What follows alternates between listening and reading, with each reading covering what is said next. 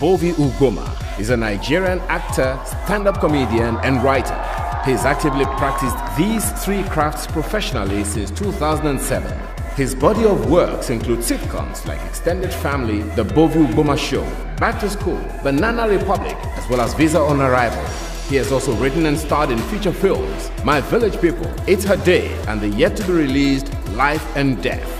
His stand-up comedy career has seen him entertain mostly African audiences in major cities of the world, from Lagos and Accra to Vancouver, Melbourne, Paris, London, Atlanta, Moscow, and Kiev, among several others. And he's married with 3 children. Ladies and gentlemen, please welcome our next speaker, Bovi ELC.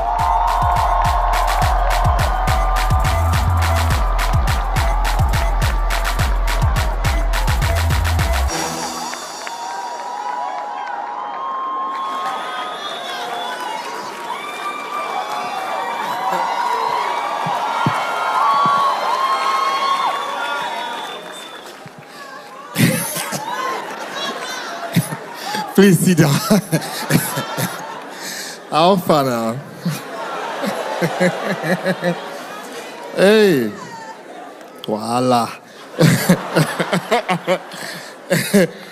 Okay, first of all, let me ask us, because this is actually coming from my heart. Mona putting our hands together for Miss Folake that just spoke. Mona, clap for him again.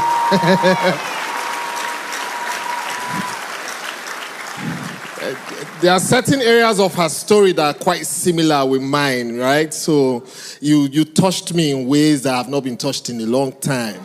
Yeah. Yes. When you talked about your mom too, and the closeness to your mom, that was the kind of relationship I shared with my mom as well, you know? And I also tragically lost her. But you enjoy your mom, because your mom got to 60, mine was 58. So you have 2 years advantage. Now, I'm feeling like, because you made us pay respect to your mom and all her loved ones, your mom, her mom for heaven now go to feel. Give mama, say, see my daughter. So if I not do for my mama feel bad, you know. So I want to clap for my mama there.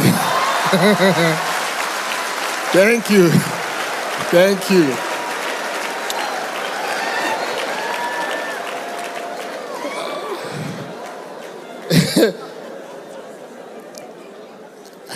I've not done this type before on this scale, you know.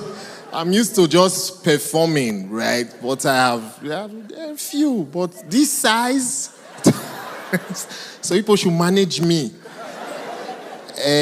I told Pastor Sam, you see, I came with my notebook and everything.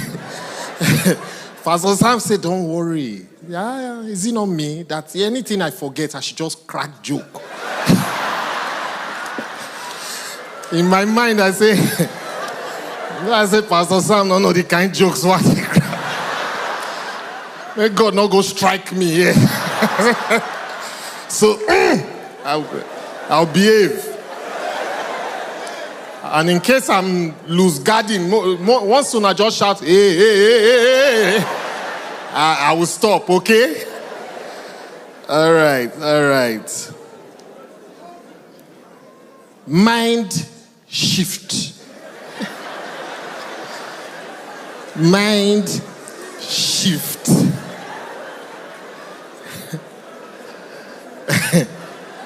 I've always been fascinated about how the mind works, right? So this area I delved into today, what the things I'm going to talk about.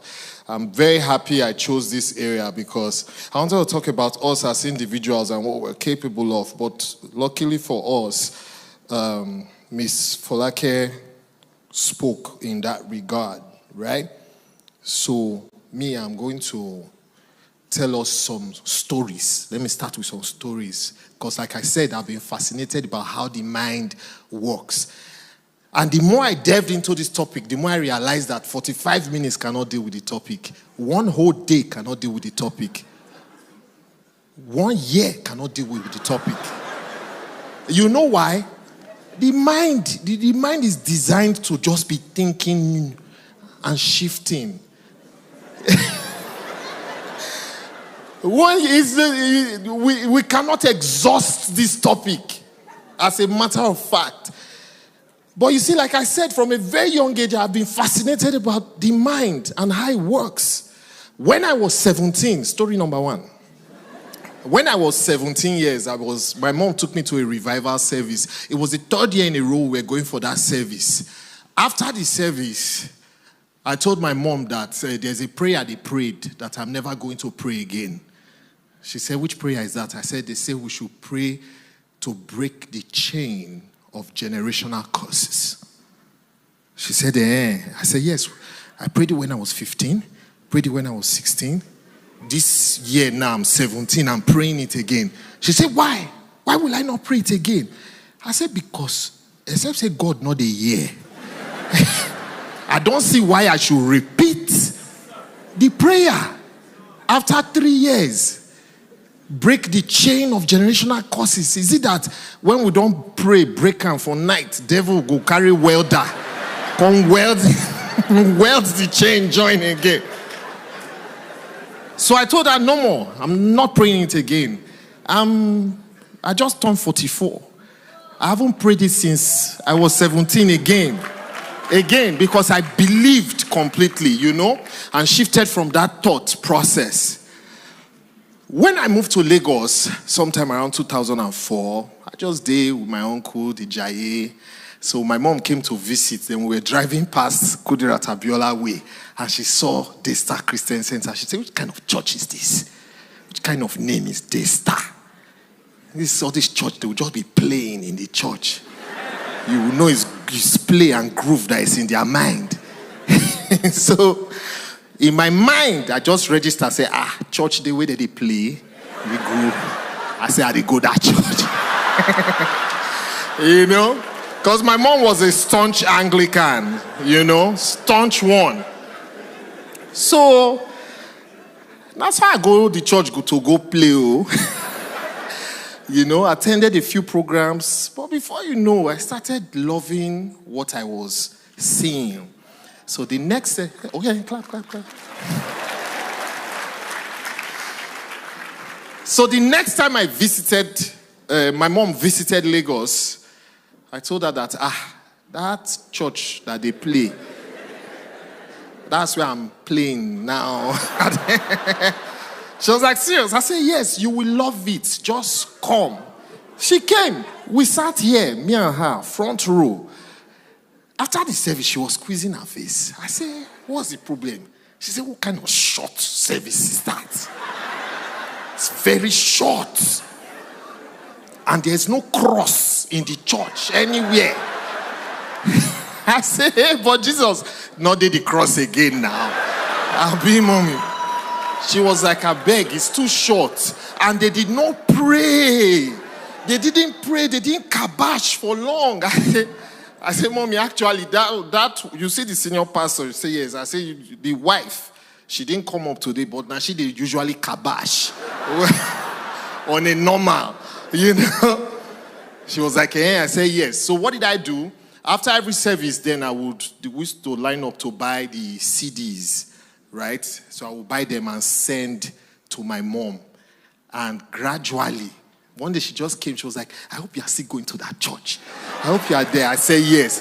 She said, then I hope you need a spiritual father in the church. I said, you won't take her to the level 1 or plan. She said, no. Little did I know, the next service she attended, she marked faces. Then when I had my baby's naming ceremony, Pastor Godwin was the one who came for me. I spoke to him and he said, sure, why not? So she took him to a corner and said, please, I need you to be his spiritual father. So Pastor Godwin call me like spiritual father. And Pastor Godwin not too senior me. My spiritual guy man. So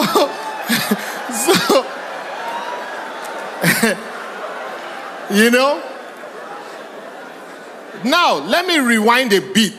This is actually the third story.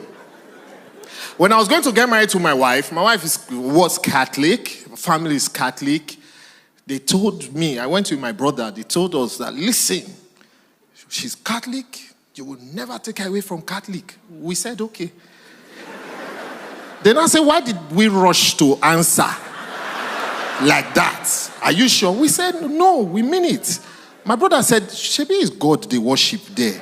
They say yes. And we too is God. So anywhere is fine by us. You know?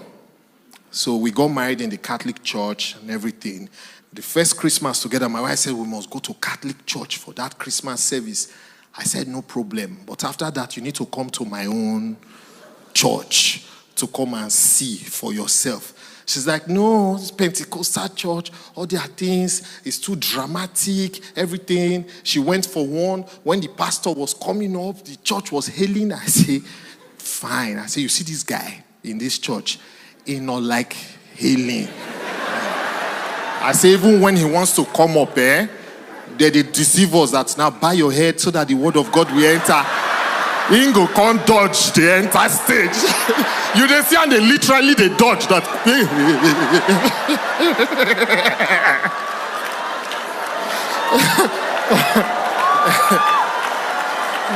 Am I lying? So I told my wife, just come and see for yourself. You will like it. And she came, and by the special grace of God, she can't go to church past me, safe. She loved what she saw, right? Now, why did I tell us these stories? It's because they are some of my triumphs when it comes to convincing people to change their minds. You know? I just showed them the ways. But there are areas I also failed as well. When I started dating my wife into our early years in marriage, one common thing used to happen. My wife and her sister, anytime they clash, I would sit them down. I would ask my wife what happened. She would tell her version. I would ask her sister. Sister would tell her version. And believe you me, it is two different versions entirely. So I used to say one person is lying or one person is mad. You don't understand. When I say two different versions, they are sitting. So this one is talking. This one say, hey! When? Then when this one talks, this one will be like, hey! When? And that was the light bulb in my head of perspective. So sometimes when some people seems like they are lying, it can be psychological, it can be trauma. But I realize that the mind locks like a missile. Once it is locked, there's nothing you want to tell that person.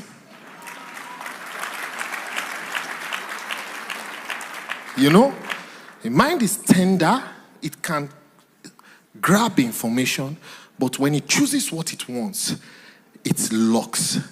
So that's what I realized, and I started to talk to them, try to make them understand that life is not like that. Now, if as individuals our minds lock like that, it also means that when a group of people think in a certain way, that is what gives birth to culture. You agree, right? Once you share the same values, the same mind, the thought process and everything, that's what gives birth to culture. So, why should culture change? Like I said, the mind is always thinking. It's an endless topic, right?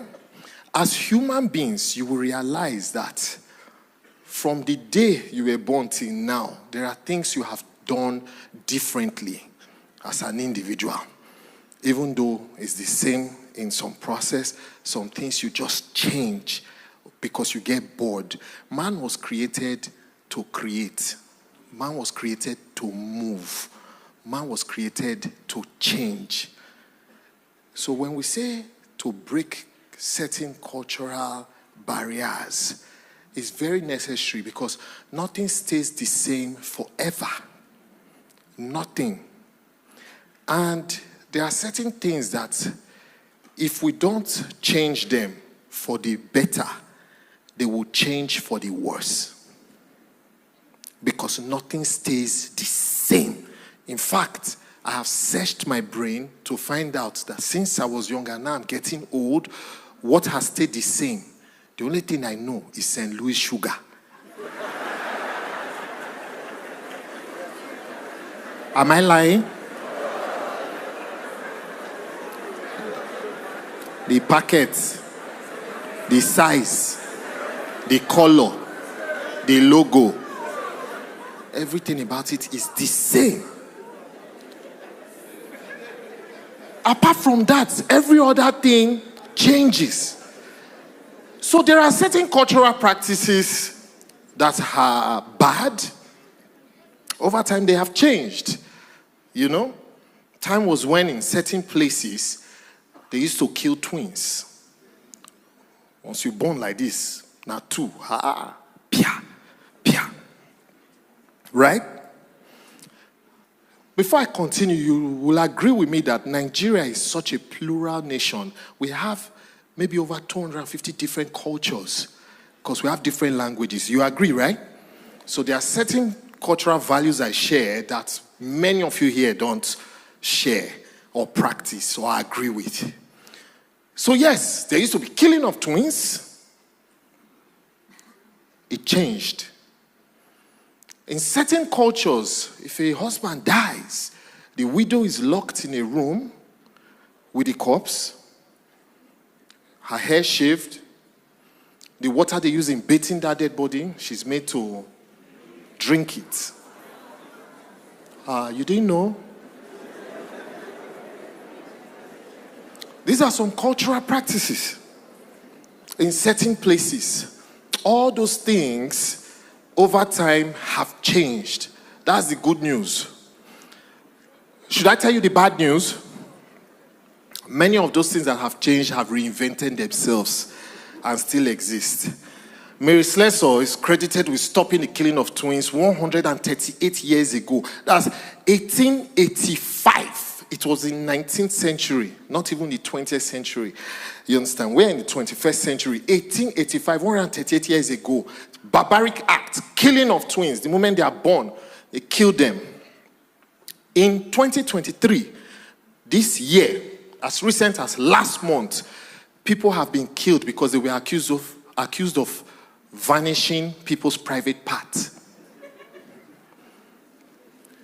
Onanoye. 2023, people have died. It's in the news. The one I saw the day before yesterday, now they've entered female gender. One girl raised alarm, say they vanish her.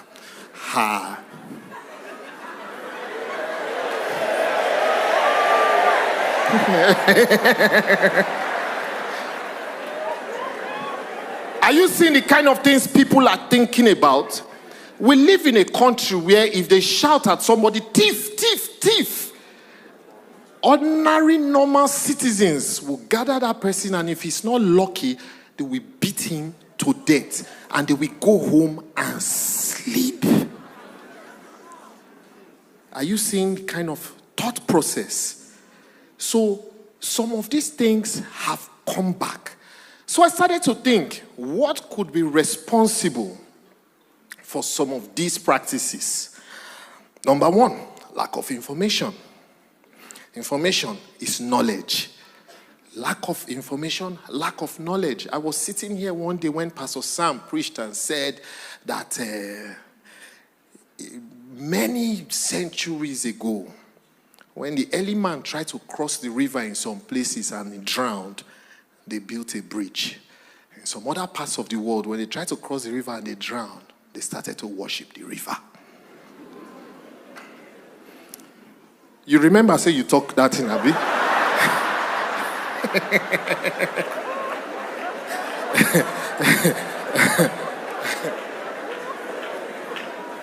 And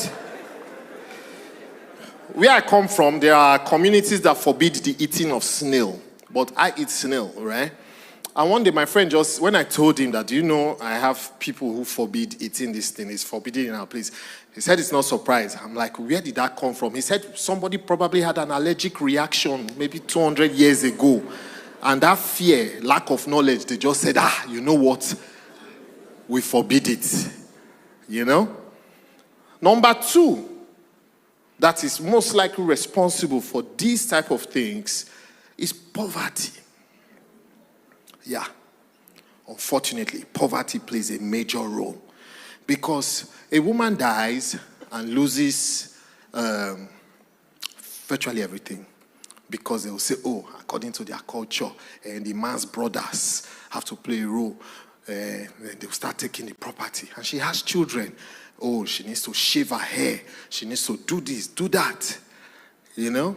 If a man is rich and well-to-do and his brother dies, I don't think he will be interested in his brother's property.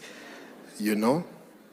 The lack of information too, those things have changed in many places to show you that it's not really cultural, or it's not a culture that should exist. Do you know till today, some women still go through some of these horrors I talked about. But the ones who don't go through it in those communities, what did their husbands do? They wrote a will and got a lawyer. Yeah, so if you come and quote tradition, they will quote law for you. And law can send you to jail.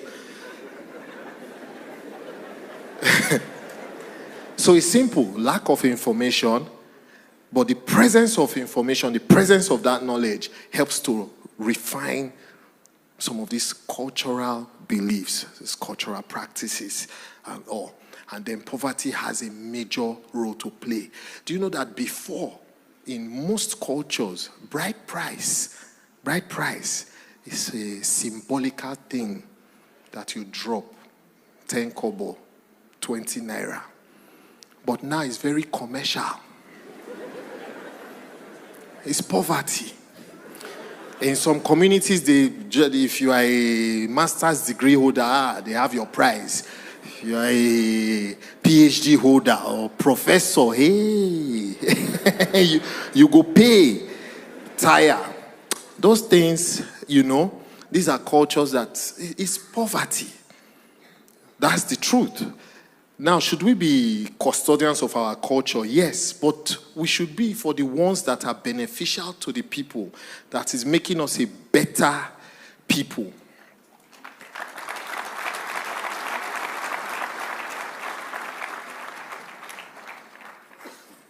I'm coming on. You know, before I finish this poverty talk, you know one thing I noticed? In most cultures, if you use your left hand to give people something, what will happen? That means you are rude, you are untrained, you are being disrespectful. I've never seen anybody that they gave $10,000 with left hand. And I say, no. You are using your left hand. Because it's poverty.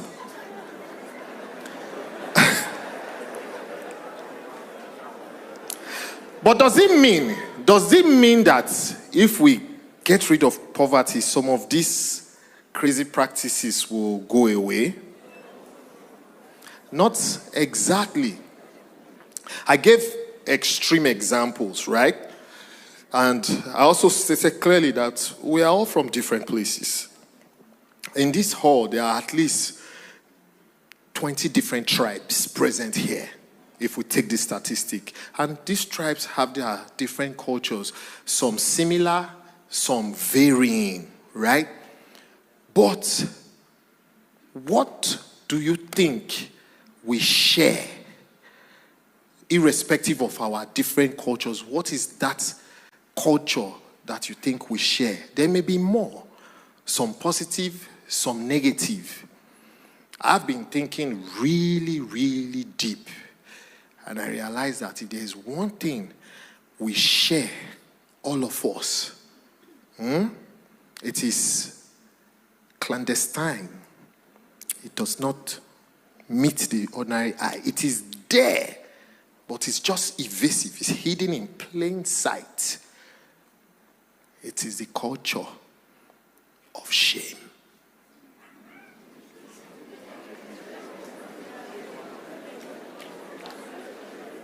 There are many things I'm going to talk about that I have been guilty of. Some I am still guilty of. So if stray bullet hit you, don't take it personal. The culture of shame. We practice it with ease and we don't even know. Shame and shaming. That is one thing all of us, irrespective of gender, culture, age, we all practice that culture of shame. And then I personally, because I used to love history growing up. I still love history, so I read wide. I'm like, why are Nigerians the way Nigerians are? I stand to be corrected. But from everything I have studied, this is what I came up with. When the white man came and conquered us, they took our forefathers into slavery, broke their spirits, used them. When slavery ended, slavery started again. They just reinvented it. They called it colonization. They were helping us, teaching us how to manage us for ourselves. During the era of slavery, the first set of people to get a grip of the English language, the white man made supervisor. They gave him shoes, they gave him khaki, they gave him a baton. He was not just interpreter, he was supervisor of his own peers. And he was a slave as well to the master. It was his master. Do you know that anything that is given to you, whether you like it or not, there comes a time you will start to give, because you cannot give what you don't have. And what you have, you were given. So the system of abuse was born that time. We started to see ourselves like, okay, because I don't want to be a slave, I'm a free man. And how was the free man that granted you your freedom behaving to you? So we started to behave like that to ourselves. When colonization came, they were helping us. And they started to do what I call triangulation. Talk to your people. They are not doing, this is what they should do, this is what they should do. So we borrowed many of their cultures, but the one they were not using as a system, they gave us, and that is shame. This thing is so broad, I wish I can really break it down. But you see, the system of shame, when the white man left, many of the people in government rushed and took over the properties in Ikoyi. So till tomorrow, Ikoyi is the most expensive place to live. I hope you are aware. It's not because there's anything special about Ikoyi. In fact, it has some of the narrowest streets. But the white man lived there. We started to judge ourselves by those standards without even knowing. It gave birth to competition amongst us instead of collaboration. That's a topic for another day, because I personally feel one thing that has aided competition is polygamy. But that's maybe next year.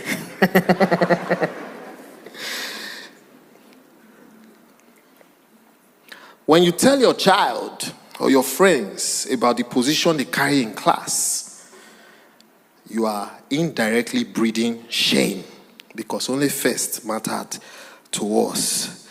When you say things like, see your mates, you are breeding shame. We have an affinity for anything that is foreign. Yeah. Because we are ashamed.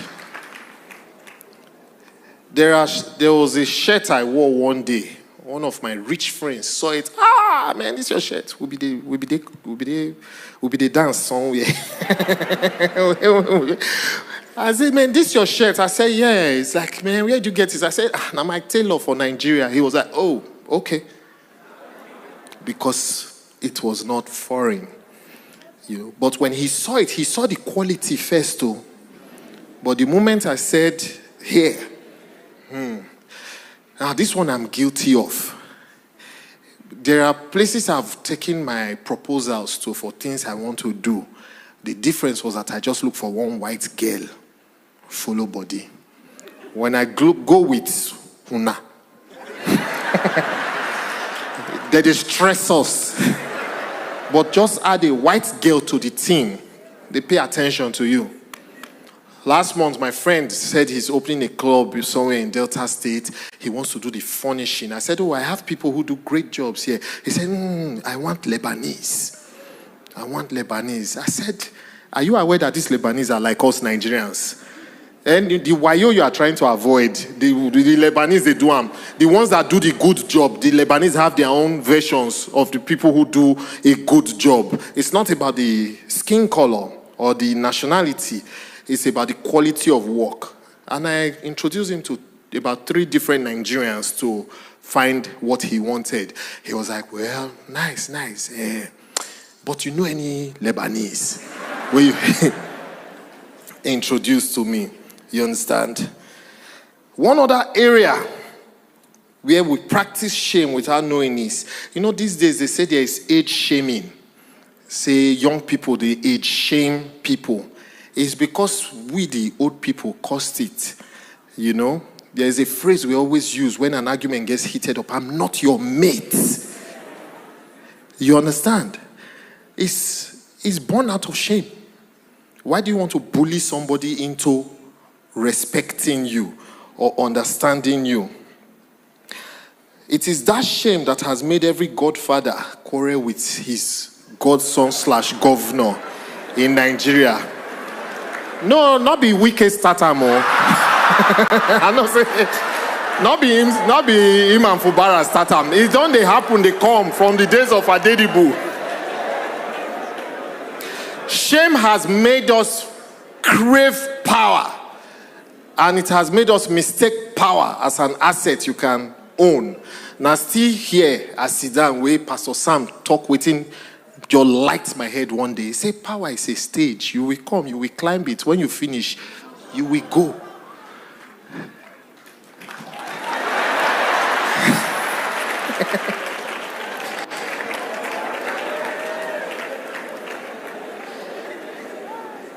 It is shame that has made us hold on to titles, prefixes. No disrespect to those who earned it. But do you know today there are people who answer doctor that are not PhD holders? Yes. Everybody's looking for a prefix just to make their name have some heft in their mind. You understand? It is shame that makes us shame our women. You are single at 40, they are shaming you. You are divorced at 40, they're shaming you. You don't have a child at 40, they're shaming you. You have a child at 40, they're shaming you. You have only female children, they're shaming you. Shame now makes us hide things that naturally shouldn't be hidden. Even when COVID ravaged the world, I have friends who caught COVID and pretended and hid. Well, they were supposed to hide, but after that, they come and say, no, me, no. They cough, he said, no.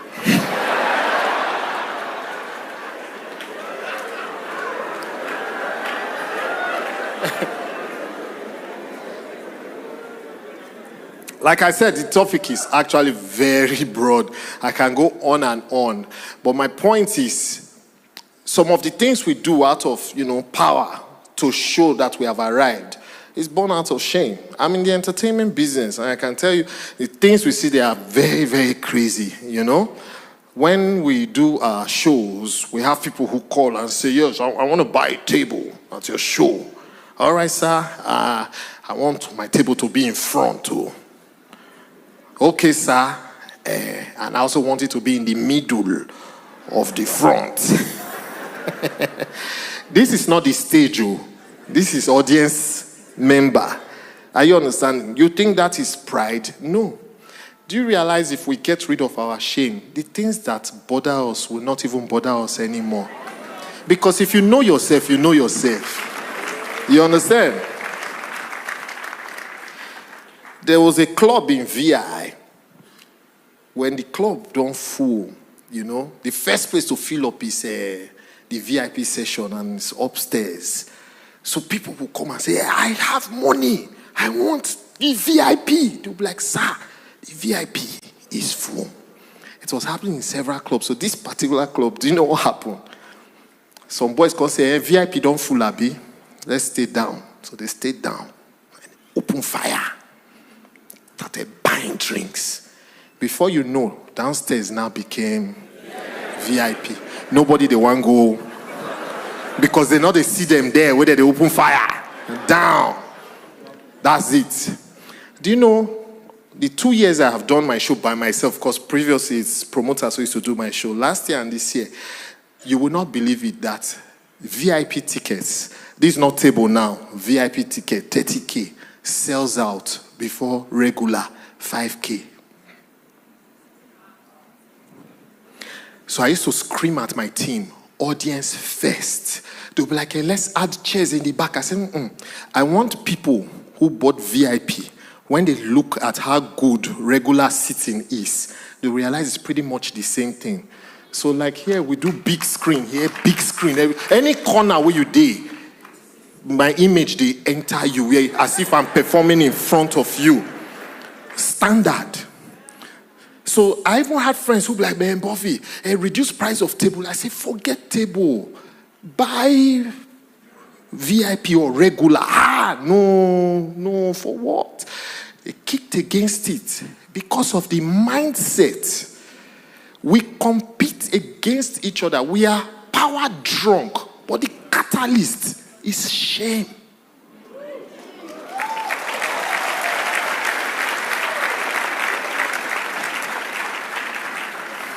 So can we change it? There's good news and bad news. Which one do you want to hear first? I go to hear the bad news first. So. The bad news is that when it comes to changing it, from the age of 30, let me just put it at 30 and above, it's too late. Remember what I said about Miss Folake? She talked about, she addressed individuals, how to change yourself, your mindset. But as a system, we need that group mind change. It is probably too late for us as a team to change that mindset. We don't kick. So, don't get it wrong. As individuals, yes, everything I have said, take it. If you think it's correct, apply it for yourself. If you can preach it, teach it. Go ahead. But as a system, how do we effect this change? That is where the good news is. We need to attack the school system. From here. There are so many things about our system that is faulty, I think legislation has a role to play. So we need to start informing those representing us that there are certain things that need to change in the school system. There are certain subjects that need to be introduced in school that should be taught from KG to uni. Love is supposed to be a subject. Love. Anything you repeat repeatedly, you become. So if we start to teach love, there's no way we will teach love and not become love. We need to teach collaboration. amongst our children. I know most schools have scrapped this position thing, right? But we also need to teach them how to work as a team instead of competing all the time against each other. We need to teach our children public etiquettes, how to be civil, how to be nice. Nigerians, we are too tensed. When I travel abroad and the person selling something for me is being nice and friendly, I had a shock. That's okay. Those students, wait, I have an information for you people. Please just wait 2 minutes. And then, so like I said, public etiquettes, how to just be civil, be respectful, be nice, with a smile in your face all the time. We need to teach our children to read wide. Let me tell you how I now found out why I'm different. I went to rough schools, so I'm rough, but you know my saving grace? My mother was a librarian. My father, a historian. Yeah, so the one you book kill me. But guess what? I used to read what I liked. Like Miss Folake, there's no type of novel I did not read. Even when you called some, I quote the author when I was backstage. You understand?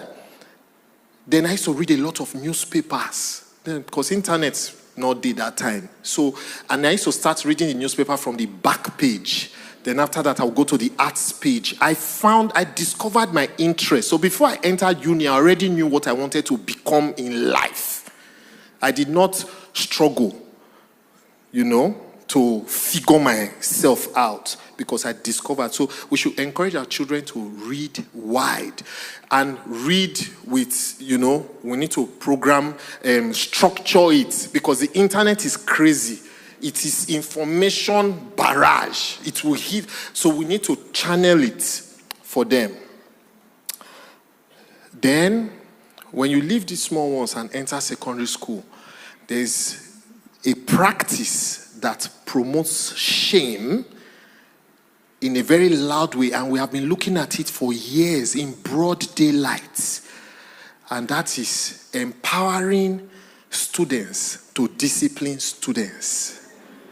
It is insane. We are crazy in this country. You have no idea. There is nothing normal about it that my child that I gave birth to, I will come to school and they will tell me that one student punished him, either by flogging or asking him to kneel down. How can you, the oldest child in secondary school is an average of 16 years. What does a 16-year-old know? Then you give that child power to discipline another child. There is nothing right about it. The senior students are meant to guide the junior ones. Oh, we've passed through this road before. This is this, this is that, this is that. Not that teachers will sit back and tell students that so you can punish, you can flog. My years in secondary school, especially my early years, I was so abused, but I was so dumbfounded. I could not wrap my head around the fact that, so because you are 1 year ahead of me, you will just tell me, kneel down. So those of you who wanted to go, you can go now. But this is my direct message to you. This is my direct message to you. Do not punish your schoolmates. They are your schoolmates. Do you understand? It is this abuse. That is where the abuse is created from. That is where the shame starts from. Because a student is given authority over SS3 can punish SS2 to JS1. SS2 can punish SS1 to JS1. And like that, and so on and so on. When these students graduate from secondary school and enter university, they are looking for that power. So the bully goes and he joins a confraternity, right? And the ones who were bullied and could not bully looks and says, man, I can't be open like this because now you are not even wearing uniform. Your own mates, they won't bully you. So he too joins a confraternity. Then they graduate from university and enter the society, and everybody's looking for how to maximize their power. Are you understanding? I don't know if public schools still do it, but you see this idea of waiting till SS3 before you wear trouser.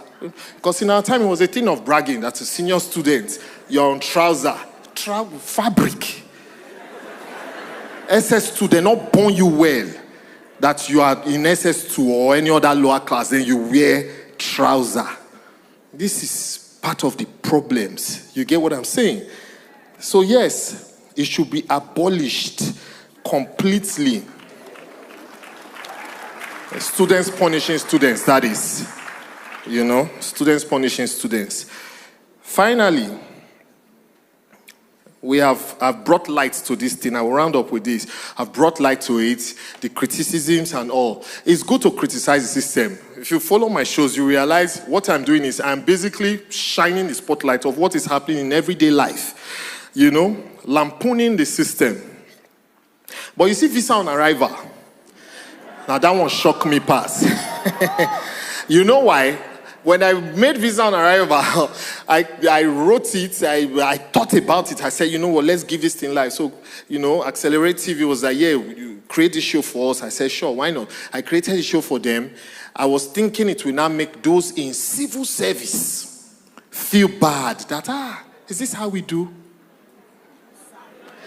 When they see me, they say, you! And today we must suffer you. The people you are suffering, and we will do you back today. I say, here? So I created a character to now checkmate all the visa officers in visa on arrival. Right? When I started to study the comments on YouTube, majority of people don't like her. They say she did spoil show for them. I was shocked. So they say she did spoil show. Are you seeing how we are thinking? These people watching this for entertainment value now. She's stopping people from taking bribe, stopping people from not taking their work serious and all that. But majority of the comments are like, fine girl, we like her. But she did spoil show. This girl has come to spoil the show. Okay. So then I now realize that just criticizing, when you keep telling people this is what you are doing wrong, this is what, you force them into defensive mode. You know? So what I did is I now created another character. So we criticize, then we now show how it should be done. So that character, she's crazy. She's crazy, she insults, she embodies her colleagues. But guess what? She does her job. So she will tell your character, she will tell the person she's acting with that, you think I have your time, you think you're a fine girl. And the character will be like, I know you will deny the visa. That's what you people do here. We'll go to Abuja. It's like, me, deny you. You are qualified for the visa. Take your visa, carry and go. Because that's my way of letting the system know that you can misbehave. Like Miss Folake and one of her staff said the guy not they greet him. No problem, but he was doing his job. I think I'm done. Thank you.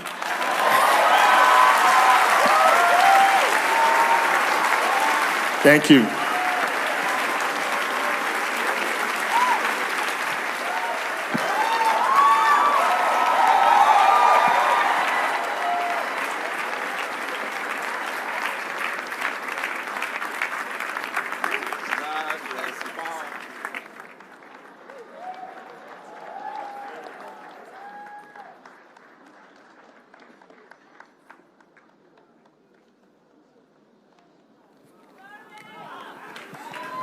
Wow. Let's appreciate Bovi. Okay, let me ask you. I don't know whether you observed something. He was just dishing it out sometimes in a playful way. You know, the church that they play. And then I quite enjoyed the part of it that says that they should not allow seniors to punish juniors. Do you see how the culture evolved? Let's put our hands together one more time and appreciate our speaker. Can you do it very well? We want him to feel that we love you. Thank you, sir. Thank you so much, Bovi. He has told you he's a member of Daystar, so you see we are actually raising role models, as we say. Okay, so This is day 2. Have you been blessed? Day 1, sorry, day 1. Day 1. Glory to God. Okay, so tomorrow is another day. Okay? As we wrap up, okay. We are coming to the end of day 1, but before we wrap up, there are still some pastors who are members of our family, and I have the permission of our senior pastor to acknowledge them. Will you please, let's celebrate Pastor Elijah and Debola McPrince. Thank you. We also have in the house Pastor Bolaji Idowu.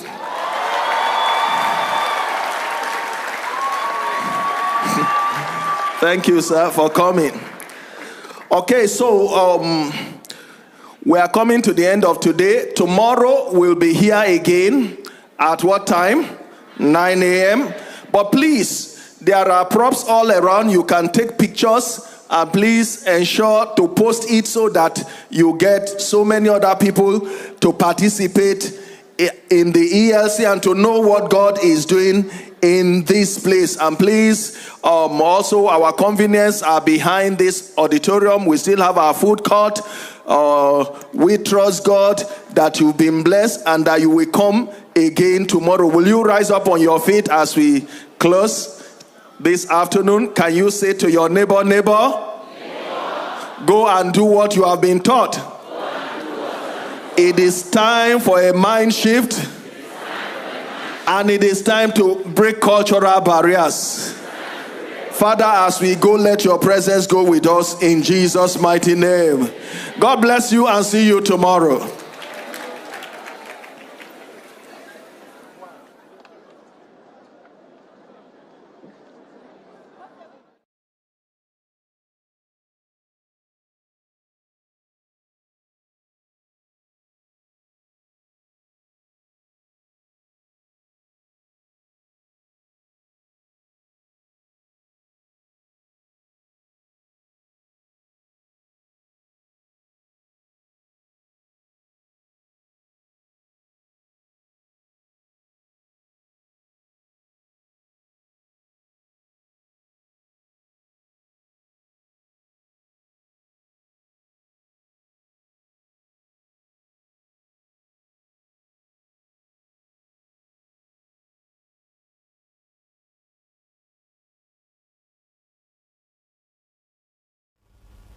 Welcome back to the ELC studio for 2023. Wow, it's been a remarkable conference today. I don't even know where to start from. First session was mind-blowing. Second session was mind-shifting, from what means for like a, let's even start from there.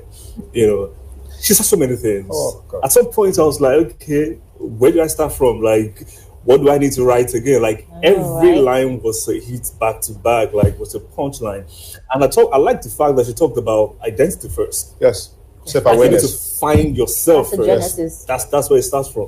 Yes. For me, I agree. That's self-awareness stays with you all your life. She's talked about self-awareness, and I like the fact that she carried us on a journey where she's coming from. Yeah, she was vulnerable. And I like the fact that she carried us, mentioned those places, those funny places in the north, and to let you know that this person you are seeing standing on this stage today went through a process. Everyone, once you realize yourself and say to yourself, I'm bigger than where I am. And that place, and the part where it got my attention, where she says success is who you are, not who you are running after. That for me killed it. I tell you the truth, I'm a man. Most times they say about the mindset in Nigeria is a man doesn't cry. I shared at least twice. I basically was literally in tears when she was saying, being vulnerable as a person.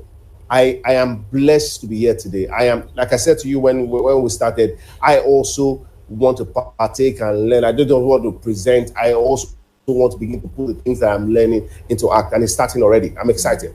And one of the things she's talked about, most times when people look at where they started, they feel disadvantaged. Yes. But you were there for a reason. Oh, yes, you were there And for a reason. everybody that comes into your life at one point or the other, they're serving a purpose. Yes. And now, some people might not necessarily have to be there when you're growing. Some, they were there when you were young. But so when they move out of your life, just understand that they've served their purpose, and that's it. Right. They move on. Yeah, I like the fact that she was vulnerable, so people can relate. You know, she's telling her story as she's going along. You know, there are people in the audience that say, "Oh, I resonate with this," and so if she can do it, then I can do it.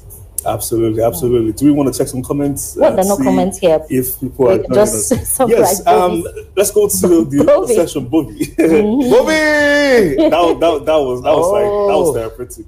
Yeah, it was therapeutic. I like as comedian, the sense of humor with that. I like also, he was also vulnerable to say, I'm not done this in this last year. I've seen him speak before at me at the event. But it came out to say, I'm vulnerable. I'm going to speak to you the things that I'm also guilty about. I like the fact that it came. And it drove home the point in a unique way. Very unique way. And he says, that part where he says, I think I'm done. I like that part. I like that part where Falaka says, this is that time. Where she saw herself speaking at ELC, or when God spoke to her. And she gave herself 3 seconds countdown. I said, that's all. Dramatic. Oh, God.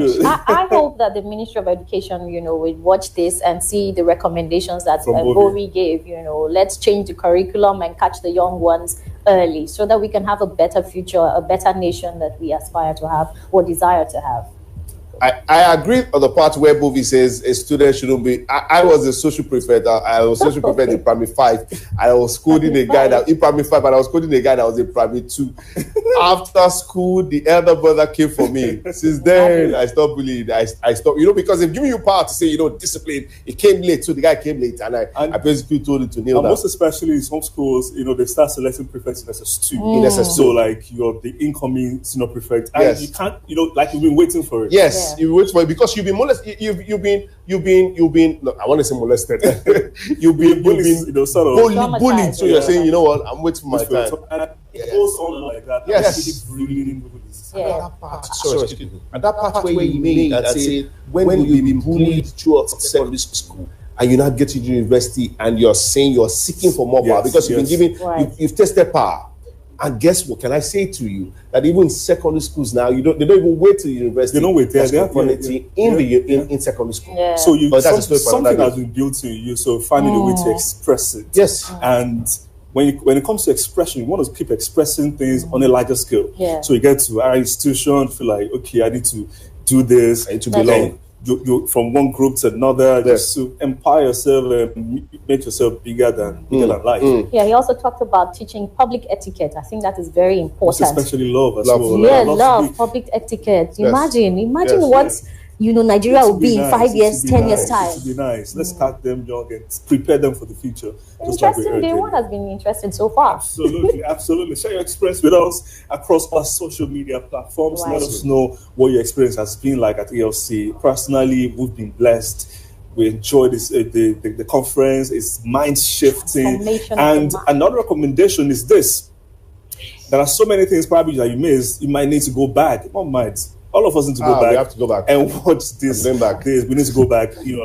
Later this evening, or even after the second day, you need to go back and watch this all over again because there are so many profound wisdom inherent in today's conference. Yeah, I just wanted to, something came to mind as we're talking. Transformation comes by the renewing of the mind. Yes. So we're believers, and we need to tie that together. So, if you want transformation, this is a must. Yes.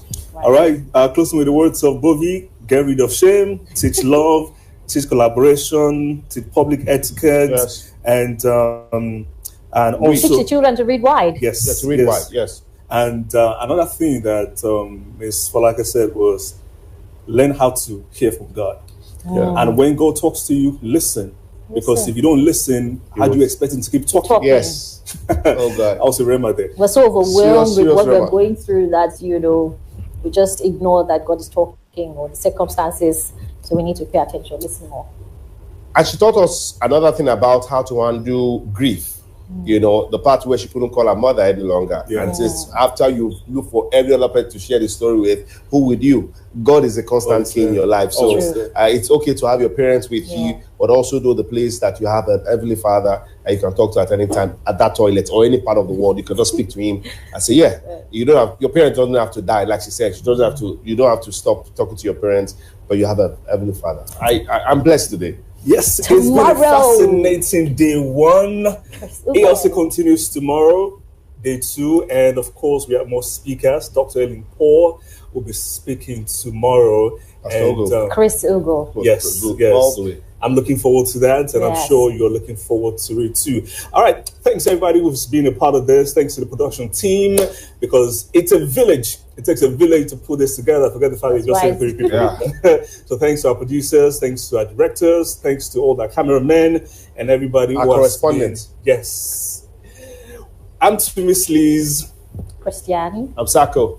And we'll see you tomorrow. Tomorrow, Vice President. Thank you. Bye.